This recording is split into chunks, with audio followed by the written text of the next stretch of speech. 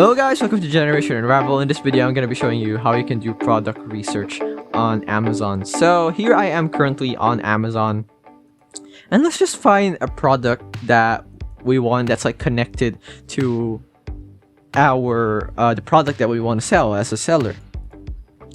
For example, you'll choose like a product like a pillow down here, and if you just scroll down, usually we'll see stuff such as like products that are related or products that are usually bought together with this, so that you know what kind of things you want to sell and what kinds of things it goes with. So that's just one thing, okay? By just looking and scrolling down, you'll see some reviews as well and stuff. And another thing that you can do actually is head over to Google Trends, which what it does is that if you search some stuff over here, like some sort of keywords, you'll see some stuff that is currently related to it. For example, here if we have the trending now, these are the things that's currently trending in Philippines. And what's the thing that I want to show you actually is when you head over to explore up here, is that we can put a search term.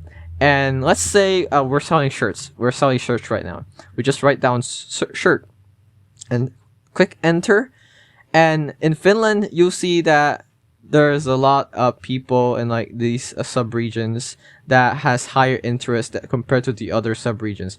Well, let's say let's switch it over to like something like the United States, which is a bigger market for our selling. So you can see like Alabama has the highest, followed by others, and you can see like related topics over here.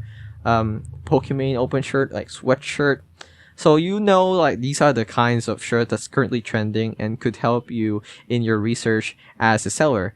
And that is it. That is some tips that I can help you with in order to make your selling experience much easier. I hope this video helped you. Like, comment, subscribe if it did. This is Generation Unravel, and see you in the next one. Bye bye.